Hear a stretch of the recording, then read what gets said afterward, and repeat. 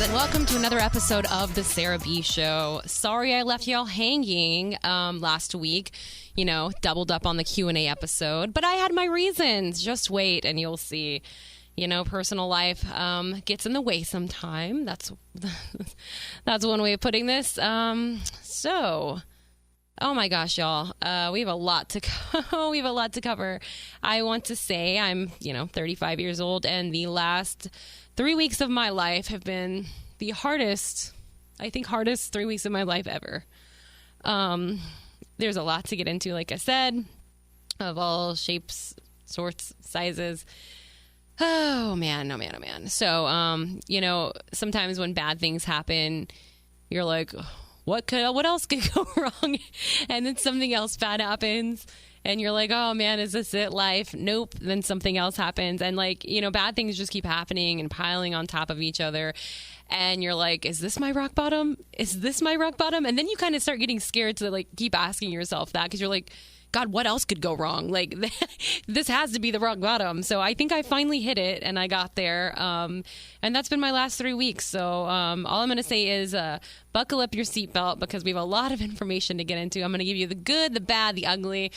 I say there's a little bit of good, mostly bad and ugly, but we will get into it. And here we go.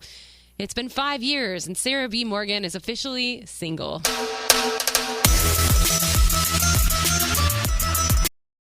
This episode is brought to you by LifeLock. The holidays mean more travel, more shopping, more time online, and more personal info in places that could expose you to identity theft. That's why LifeLock monitors millions of data points every second. If your identity is stolen, their US-based restoration specialist will fix it, guaranteed, or your money back. Get more holiday fun and less holiday worry with LifeLock. Save up to 40% your first year. Visit LifeLock.com/podcast. Terms apply. All right, you guys. So as you know, I've had John Alteco, whatever, on my show many times, and everybody knows who he is, who follows me and knows me. We've been together almost 5 years, and now we're not. John dumped me 2 days before Thanksgiving. So I guess let's get into the whole story of how this all started.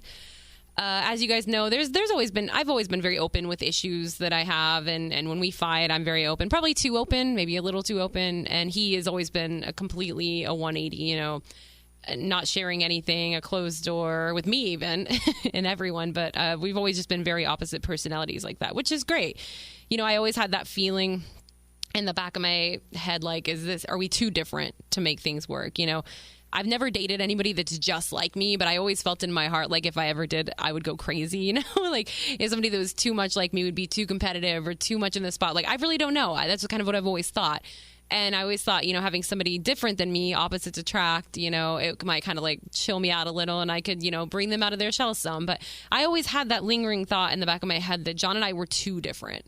Just way too different. He doesn't want to dance. He doesn't do the hearts and flowers or the romance or any of that stuff. And I feel like that's not asking a whole lot, but he always made me feel like a piece of shit for wanting it, and that sucked. So I would just do things on my own, buy myself my own flowers. Shout out Miley Cyrus.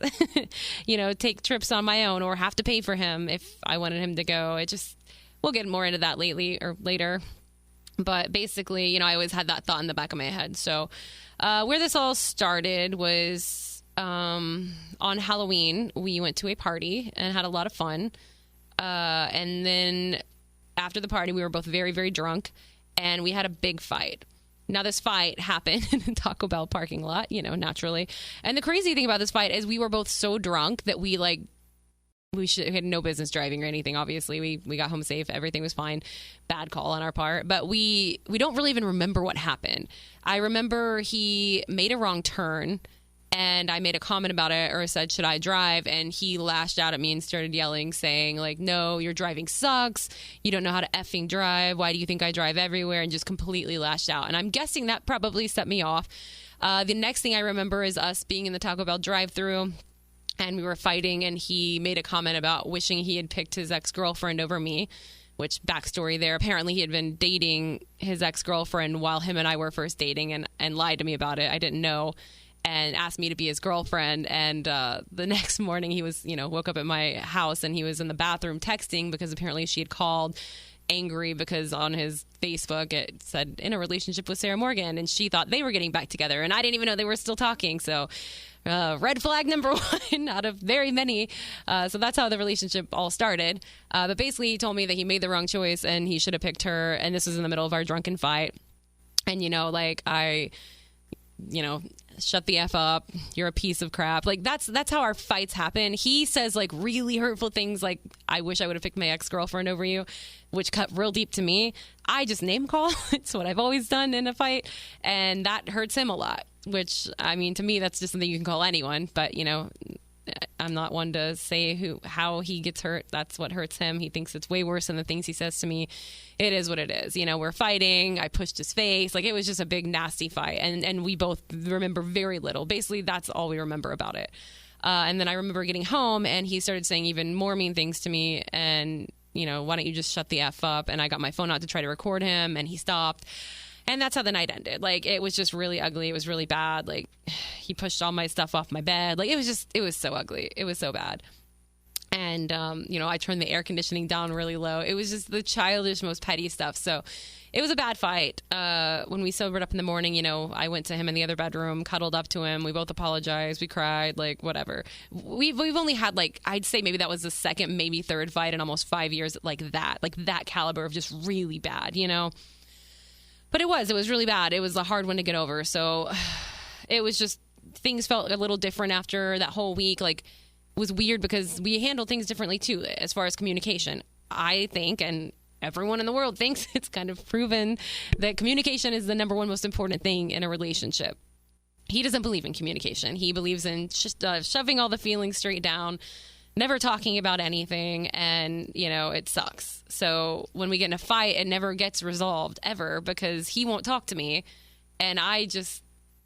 It's so unhealthy. And I've tried to get him to go to counseling. I've tried all this stuff, nothing, whatever.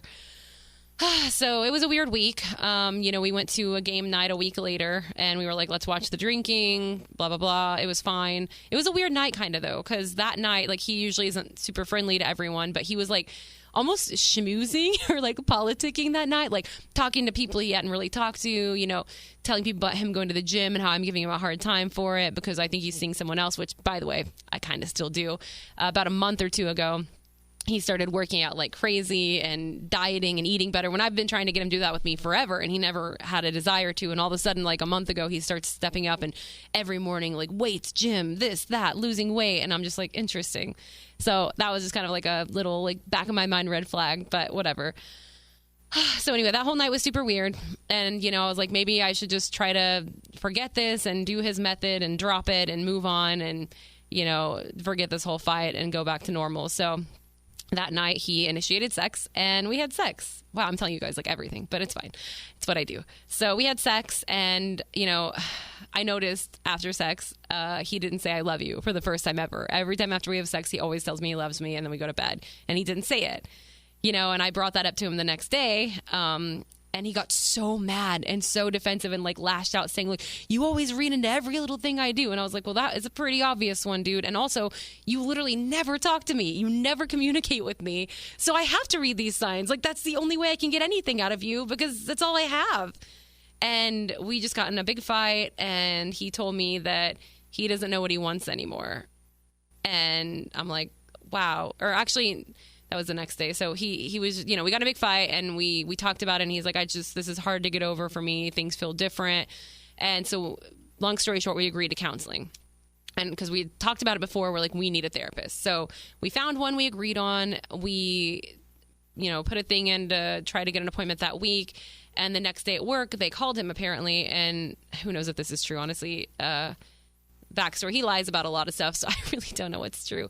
But he said the therapist called in and said that she didn't accept our insurance and also didn't do couples counseling, even though it said both of those things on the website. And then he told me that the amount of relief he felt from that phone call, that he didn't have to go to counseling anymore, just made him realize that it's not for him and he's not going to do it. So I was like, all right, then if you're not going to do counseling, which is what we said we needed to do, then where do we go from here? And he said, I don't know. He's like, I don't even know what I want anymore. I need to think. I need space. And I was like, cool. So that sucked. I gave him his space, which I'm not good at. I, again, think communication is everything, but I was like, maybe I'll try to do it his way. So I did, and I basically started handling it like I had gotten broken up with, because that's what it seemed like was happening, right? I started doing these these healing breakup courses on my Headspace meditation app. I, cried so much. Everything sucked. I did this for a week, and I so badly wanted to keep going back to him and talking, and like, I even asked my friends about it, and they're all like, no, give him his space. Give it a week. They're like, he knows you want to talk, so let him have his space. When he's ready, he'll come to you. Yeah, right. We should have known that wasn't going to happen, but I did that. So that, Monday that all happened was like the worst day of my life. It felt like my world was ending. And when I tell you, everything's piling up and you're like, is this the rock bottom yet? Oh, just wait, because it gets worse. Streaming now on Peacock. Paris Hilton and Nicole Richie are back. That's hot. Loves it. For a show-stopping reunion that will prove putting on an opera is anything but simple. We're really good at this. One thing's for sure, they won't be upstaged. Good to have you back. Come on, we've got a show to do. Paris and Nicole, The Encore, a 3-part reunion special. Streaming now, only on Peacock. This episode is brought to you by Skinny Pop Popcorn. Perfectly popped, endlessly delicious. Oh, so light and crunchy. Skinny Pop Original Popcorn is the snack you've been searching for. Made with just 3 simple ingredients: popcorn kernels, sunflower oil, and salt. Snacking never felt or tasted so good. Perfectly popped, endlessly delicious. Give yourself permission to snack and pick up Skinny Pop Original Popcorn today. So like I said, this happened on Monday. A week went by of barely talking. I told him he didn't have to text me on his way home from work like he does every day. Like we were even like barely talking during the day. And normally, and it's kind of crazy probably, but 5 years together almost, we literally talk every day. He would text me when he wakes up. I would call him if he didn't wake up, like his fucking mom or something, which was a lot. And we would text all day long while he's at work. We'd see each other immediately when he gets home. And that is unhealthy, right? Like we're around each other way too much. But and that kind of like showed me that this whole thing has really honestly been a learning process for me as well. But anyway, so we just hardly talked for a week. And then, I went to hang out with my mom on that next weekend when it had almost been a week. And it was such a fun night. And my mom started feeling really sick the night I left her house that Saturday night. And the next day felt even worse. Went to like a, urgent care, and they did all these tests on her because she was having a hard time breathing. She was having a lot of pain, and turns out she has pneumonia. And they sent her home with some breathing treatments, some medication. And my mom has smoked almost her whole life and has some really bad like lung issues anyway. So this is very scary. Luckily, she stopped smoking a few years ago, and she was had signs of emphysema, which is what her mom had and passed away from ultimately. So it's just a really scary thing. Anyway, they sent her home. They said, if it gets worse, you need to go to the hospital. Well, I wake up on Monday morning with a text from my mom at 4 a.m. Wake up at 4 a.m. to get ready for work, and her saying, and I was so mad at her for this, but the text said, hey, and it was a group text to me and my brother, hey, you guys, I just wanted to let you know I'm in the hospital in the emergency room. If anything happens, I want you to know how much I love both of you. So I wake up Monday morning to go to work, and I'm in full panic. Like, I haven't talked to my boyfriend in a week. I don't even know if I'm in a relationship anymore. Now my mom, my best friend in the entire world, is in the hospital. So I'm freaking out. And finally I get a hold of her later, and it wasn't good. She went in for pneumonia. She couldn't breathe, but it turns out, we found out a week later, her body had went into sepsis, and her organs were shutting down, and her heart went into AFib, and it was just absolutely terrifying. So obviously I went there the next day, and I went several days and spent them in the hospital with her. And, so I don't know. The whole time this was happening, I went home that first day after she was in the hospital, and I told John about it because we're still barely talking, and I just break down and I'm bawling, and he just sits there. He just sits there and looks at me like he doesn't do anything.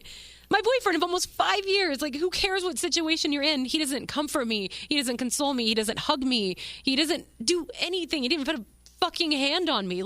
He just sat there with this cold look, he didn't give a fuck.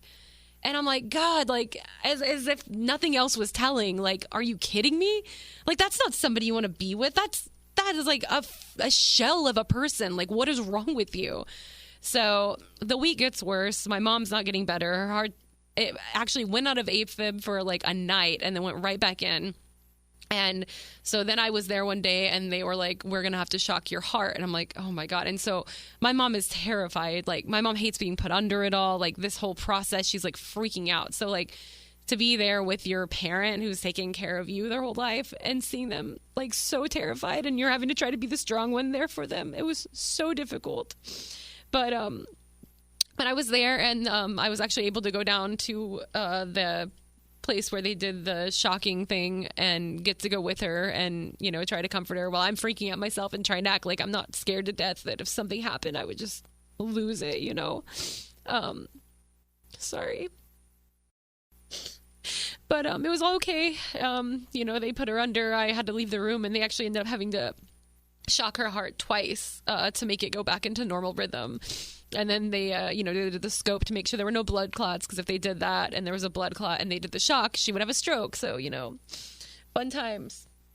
So it all went okay. I got to go back in there, you know, and it was funny because I left there that night. I think this was like a Thursday or something. So like the end of that second week, and I left there just with the most amount of relief I felt. Like, you could tell she felt better. She ordered food. She actually ate for like the first time in almost like a week. And oh man, I just felt such relief. And like, just to go home and have like no support at all. I have no support system at home with a guy I've been with almost 5 effing years and done everything for.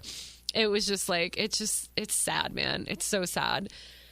So in the meantime, you know, I was again handling this like it was a breakup in general. And you know, doing my meditations, crying, being angry, still giving him his space. He hasn't talked about anything. I also hired a therapist for myself because I was like, you know what, I need somebody to talk to. Like, my friends are going crazy. Like, they don't want to hear about this. I need some like guidance. Like, I just, you know, I want to know. The last toxic relationship I got out of, like, I started blaming myself for everything. And then that's what I kind of felt myself start doing in this. Like, well, if I would have given him more space, if I wouldn't have loved him so much, if I wouldn't have needed love from him, it might have been okay. I'm like, no, that's stupid. I wanted nothing that's out of the normal or like necessary for a person to want, you know? So I don't know. Like, I feel like in those 2 weeks, I really learned so much about myself. You know, I started keeping track of, like, I made a whole like note page in my phone of things I wanted to talk to him about, like, once we talked again. And I started thinking, like, maybe this isn't the end. Like, maybe we can actually do this. I was like, if he really doesn't want to go talk to a therapist, I could talk to a therapist about us, and he could talk to me, and we could work through things and find exercises to, like, maybe help us communicate together better. Or, you know, I can get books for him to read, and he can read books instead of having to talk to somebody. You know, more space would be good. And, you know, I will say with this relationship, like, when we first got together, I was so adamant about having my own time, my own space, even my own day of the week where I didn't even see him or talk to him, like, at all, you know? And man, I lost that. I did. It was like probably 1.5 to 2 years in. And I even told him that, like, I was so scared to let go or put anything into this relationship or put my all into it because I didn't want that to happen again. I didn't want to lose myself.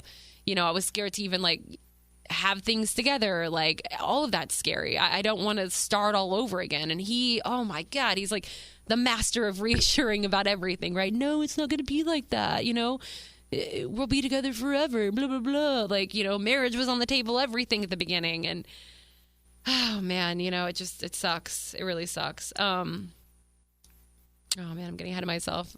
Everything has just been such a whirlwind these past few days. So anyway, this all happened, and 2 weeks went by. We still haven't talked. My mom finally goes home a day or two after the shock therapy, which is great.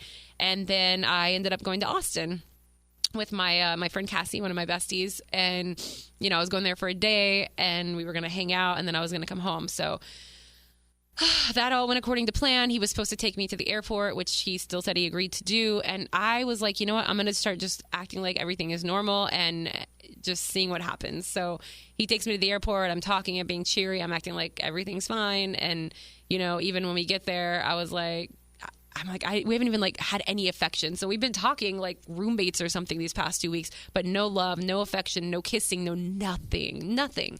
It's just been the weirdest thing. So when he dropped me off, I touched his hand. I was like, thanks for doing this. Love you. And he's like, love you too. And it was just like, awkward. Like, you could tell he didn't want to say it. And I'm like, I'm going to try not to read into this because I read into everything, but I felt it, you know? And then once I got through security, like, it only took a minute. So I called him to let him know how fast it was. And he's like, oh, that's crazy. And he's like, all right, well, I'll talk to you later. And he just hung up immediately, like, before I could say I love you again. Like, it was so obvious. So anyway, had a night in Austin. It was really great. A lot of fun hanging out with girlfriends and talking about careers and futures, and just it was really inspiring and really great. And it was great to see Cassie. And I ended up actually leaving the next morning really, really early, which I'm so glad I did, because the Austin airport is awful. And that whole Thanksgiving week and the traffic, I actually don't even know when I would have got out of there. I very well might have had to rent a car and drive back to Dallas because it was so crazy. But I ended up getting out on that 5 a.m. flight or 6 a.m. flight. I can't even remember. And then, you know, when I told you guys once again about like being at the bottom, rock bottom, no, it gets worse, because then I landed.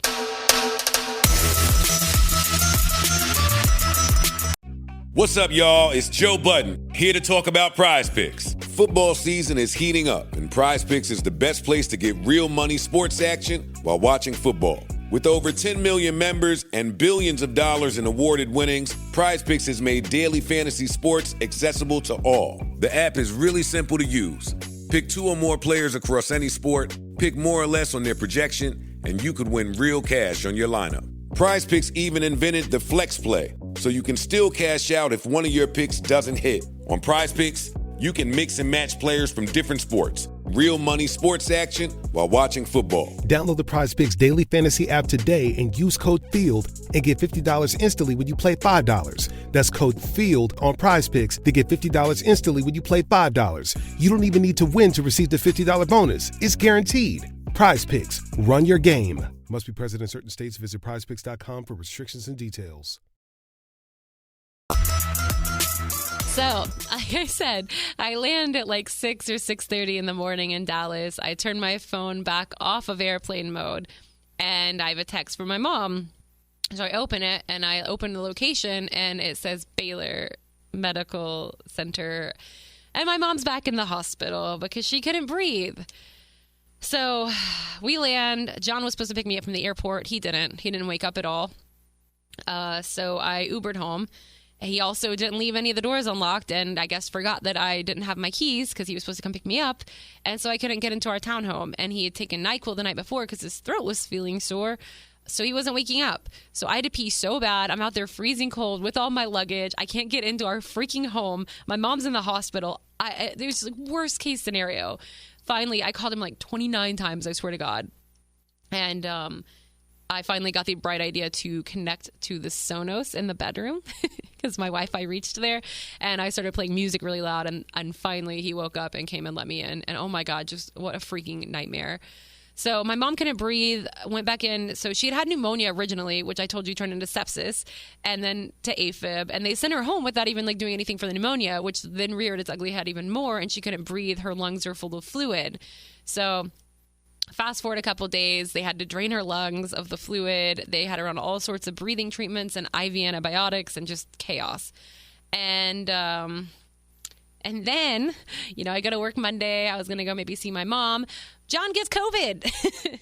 So now I can't even see my mom or be around her or my family or anyone because John got COVID. So, man. And then the next day, which is Tuesday, my boss brought me a COVID test, and I took it. I was negative, luckily. And about an hour after my boss left, John broke up with me. So we were sitting on the couch, and, you know, I had originally planned on my plan was to get back from Austin and have a talk that next day. But then he got COVID, and he was really sick. And I was like, I'm not going to do this talk while he's sick. I'll give him a couple more days. But I wanted to rip this Band-Aid off. Whether the answer was him being done or us trying to move on or what, I just wanted to get an answer because it was killing me over 2 weeks of just like mixed signals and nothing. Like, what? So he is the one who actually initiated the whole thing.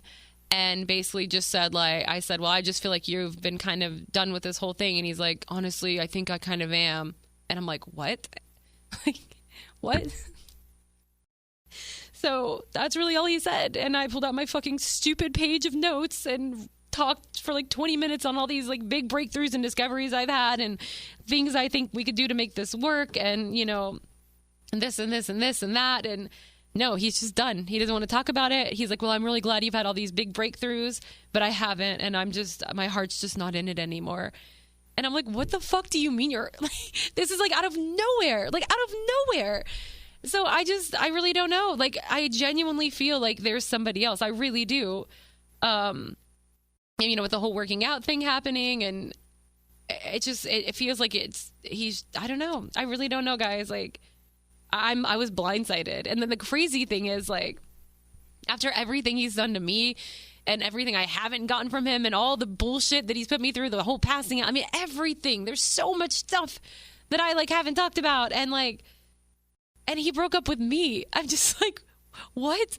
And then I feel so stupid for sitting here even trying to make it work, or even, you know what I mean? When in my heart, I've known for a while now, like that this just wasn't the guy for me. I've known it. And that he's still the one leaving me. And he also told me at the end of, everything, he's like, I honestly, you deserve so much better, and you deserve so much love, and you want so much, and I just don't think I can give you that stuff. No, you can. It's easy. You just don't want to because you're fucking lazy and you're selfish and you're a narcissist. Like, that's what it is, And so he told me basically that he doesn't even know if he ever wants to get married. And I asked him too, I was like, okay, so then why, a week and a half ago did you initiate sex with me then, if you don't feel anything anymore? He's like, well, I just wanted one last attempt to see if I did feel anything, and if there was anything left, and there just wasn't. What? What? Are you kidding me? Oh God, what a piece of human garbage. Who does that? Like, he's such a bad person. I'm just like beside myself. Like, oh my God. So I don't know, man. I hate this. I hate it so much. So basically we're broken up, and that was it. He didn't really give me a real reason. He's just done. He genuinely is acting like he is fine with this. Like, he either has been over this for a very long time, or maybe never really felt this way. Maybe I was just a roommate. I mean, he literally told me that about his ex-girlfriend that he was with for 2 years. He's like, she was basically just a roommate. I split half the rent with her. I mean, that's all this has felt like. And it kind of seems like that's what he does, It just sucks. And the crazy thing is, we have 6 more months left together in our lease together, like 6 more months. And I, of course, took initiative and went down and talked to the leasing office, and there's nothing we can do. We can break the lease, which is an astronomical amount of money to do. And you have to have both people there. Both people have to sign for that. There you go. If one person wants to stay and the other one leaves, since we're both on the lease, thank the Lord I freaking thought of that. Although my name is on there because his credit is shit.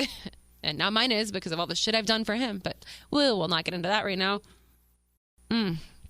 So basically, if one person moves out, you have to prove the other person can live there and afford it. And neither of us can afford this place on our own. It is way too expensive, which this all gives me solace that, like, he can't just, like, be a piece of crap even more and move out behind my back or something, You would easily be able to hire a lawyer and get that taken care of. So that is comforting. But my way of getting over somebody is, like, ripping the Band-Aid off. I don't want to see your face. I don't want to think about you. I don't want to see you on social media. Like, I want to remove you from my life. That's how I move on. And I'm not going to be able to do that. And that really sucks. Like, I genuinely don't know how I'm going to get through these next 5 to 6 months. I really don't. But with that being said, let's get into some of the red flags.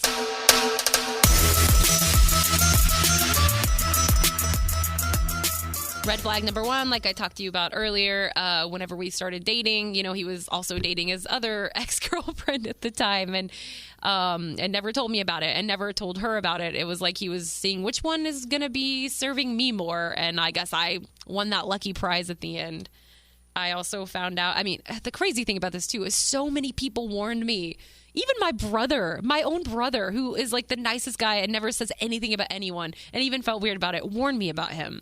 Like, everyone who knows him warned me. My I won't say who it is, but somebody very close to us and close to him warned me as well, because apparently when they all know each other from, like, working together, and, he used to work at Best Buy, and when he started working there, he broke up a girl and her fiance, and she slept with him, and then he started dating her for many years, and And so he broke them up and and got with her. And then, that happened. She broke up with him right before they were going to move in together, smart girl. And literally within 2 weeks of them breaking up, he was already seeing somebody else. And then he moved in with her. They moved in together. And they were together for a couple years. This is the girl right before me. And you know how they broke up? She thought he was cheating on him. And she asked to see his phone and he wouldn't let her. So they broke up. And guess what? 2 weeks or a week and a half after they broke up, he told me. And this is from his mouth. He was already on Tinder and Bumble, and he went on 2 or 3 dates within a week and a half of them breaking up after being together for years. And he also bragged about that he made the date like right down the street from him, so he didn't have to drive far, and he made them girls pay for themselves. Like, he's bragging to me about all of this, and I am the one that's stupid enough to get in a relationship with him. Like, all the signs were there, and like, I guess that's what I get anyway. Like when I first met him, I didn't want a relationship. I wasn't looking for one. I was literally looking for a guy that I could just hook up with. And he was perfect for that. Like, it was what he was great at. So, he had never done the one night stand thing. I was like, let's do this. And we did. And, I was very much keeping him at arm's length. I would, go hang out. We would do the deeds. We would talk some. There were times where I accidentally fell asleep over there and I'd wake up at like 2 a.m. or 3 a.m. and be like, I gotta go. Because my rule was never spend the night. I'm not getting attached to anyone. I don't want to date anyone.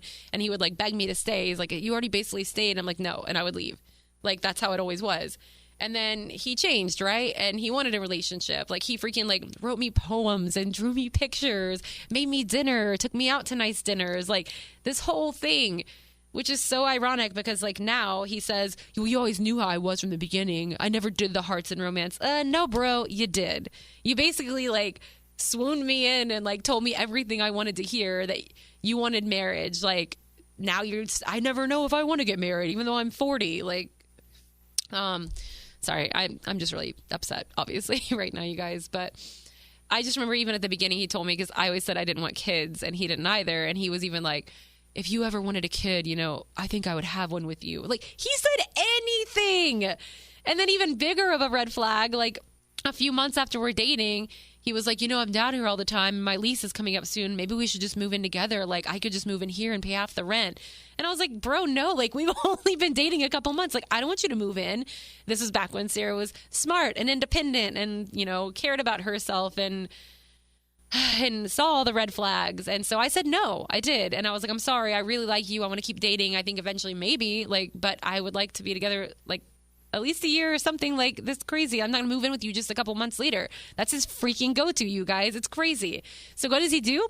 He gets an apartment right down the street from me. Literally, like, 0.2 miles, like, 1 block over, like, down the street from me. Oh, my God. So a year after that lease is up, we move in together, and he got what he wanted. And that's basically kind of when everything started changing. We moved in together. We split up the bills. The romance left. There was no more flowers, no more foot massages, no more caring, no more love like that.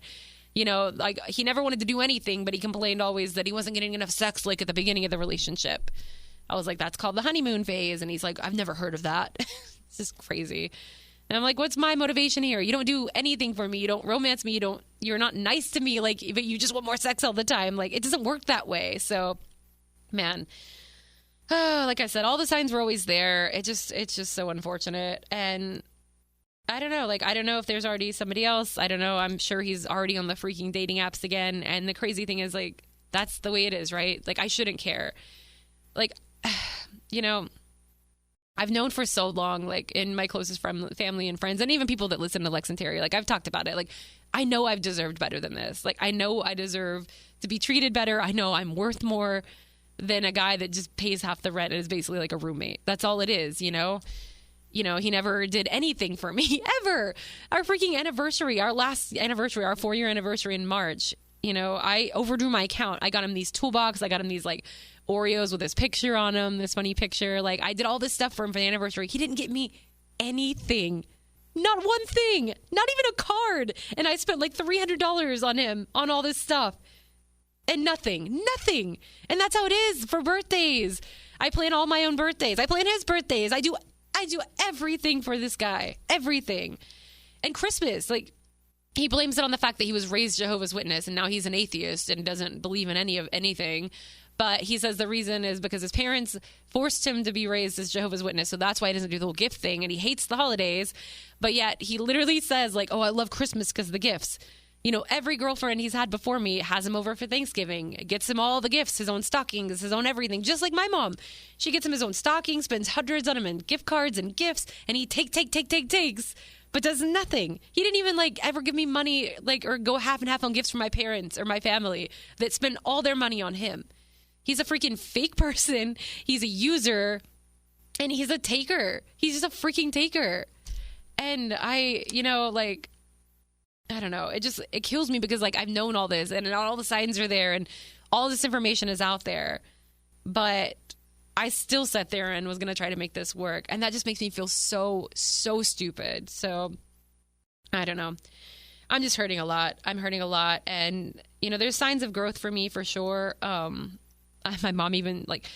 My mom is livid. Obviously, my mom and I are best friends. She's livid at the way he's handled this, but I know she's so happy deep down. My mom's never liked him. My mom's always known that he's been like this. Always. A mom always knows. And she's always known, but she's always kept her mouth shut or tried to, and is like, you know, if you're happy, I'm happy. But she's never liked John. And I just can't believe all the people I didn't listen to, you know? It's just kind of crazy. I just feel like I've wasted 5 years of my life, and now I'm starting all over again at 35 years old. And I know I can't look at it like that. Everybody always says, don't say it's a waste of time. Just say it was a learning experience and you learn and you grow. And I do. I will say, as much as I'm hurting, I started grieving this weeks ago because I knew in my gut this is what he was doing. And it's just so crazy. But I, starting to hang out with friends again, having girl groups, getting back into my stuff that I like to do, my hobbies, my career growth stuff. Like, it does feel really good. And past me would have 100% been like at the bars, getting drunk, getting high, like, you know, masking my feelings with all that and bad food on top of it. But I've been like the complete opposite. I've actually like eaten so healthy these past couple weeks. I haven't drank hardly at all. Like, I think I had a couple of glasses of wine this weekend when I decorated for Christmas, but that's it. I haven't drank. I haven't smoked weed in a month. Like, I feel so clear-headed and good. And it hurts because you're sober and you're actually having to feel all of your feelings. And that sucks. But like, I know this is the best way. And then it sucks working in the public eye and on radio. And so it's like, oh, your podcast, like, at least I can get it out there and give the truth and my truth and the whole story. But I've been off of work all week, and, you know, well, this is going to be released on Tuesday, but Monday I'm going back and going to have to talk about this all on the air, and everyone knows. And, one last thing. He broke up with me on Tuesday, right? 2 days before Thanksgiving, when I can't go see my mom. He has COVID. He's got me locked in this house. What a freaking narcissistic move, by the way. Total narc move. And then the next day, less than 24 hours later, he changes all of his profile pictures on Instagram, on Facebook, on Spotify, on everything to a picture of him alone on a trip that I took him on, and I took the picture. Less than 24 hours, you guys, after being together with somebody for 5 years. So these are all just signs that really make me think there's somebody else, maybe some girl at his work. I don't know. I really don't. So I don't know. I know he's very influenced by other people too, and he's working with all these guys who are also single. One guy that's single and living with his girlfriend he's stuck in a lease with. So, you know, he won't talk to a therapist, but, you know, first in line to get advice from guys in failed relationships that he works with. So, and that's another thing, the trip thing. My God, all the gifts and everything. I took him on a trip to St. Lucia during COVID for free. Last year when I won that trip for my weight loss to New York, took him there too. First class trip, spent my $1,000 in cash on our freaking Michelin star dinners we got together. I paid for everything. And he didn't even say thank you. He didn't do anything. God, I got a gift from one of my best friends, a $300 spa gift certificate. And instead of using it on myself like she intended, I spent it on him. And I got us couples massages and did a couples spa treatment and like sauna. And then we went to dinner after, and he made me split it down the middle. And I said, I thought you could get dinner if I used the gift card on us. And he was like, well, you didn't pay for the gift card. Like, that's the kind of person he is. Why did I try to keep making this work? I'm so stupid. Ugh. I think it was just habit, like, right? You see all these red flags, they come at you, and then like, you're like, it's just so easy to be like, oh, well, we've invested 2 years already. You know, I can do this a little longer. I can see if it gets better. If it's already been 2 years, it's already been 3 years, it's already been 4 years. You know, I just should be thankful that I didn't like get married to this guy, honestly, or that it lasted longer. You know, and then I'd be like 45 and getting out of this. You know, at least I know now it could always be worse. Even though I'm in like the most insane amount of debt, he owes me so much money because I fronted our entire trip to Hawaii. God, I don't know. I really don't understand it. I really, really, really, really don't understand it. It's crazy to me that I sat here and tried to make this work and that I wasn't the one that dumped him, right?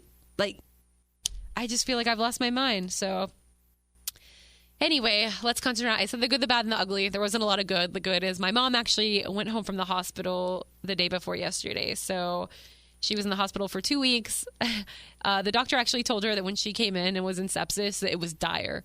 Like, he said that she very easily could have lost her life. And that's crazy. That's crazy to think that I could have lost my freaking best friend. And so at least I didn't hit that rock bottom. So, you know, screw him. I guess we're going to make the next 6 months work.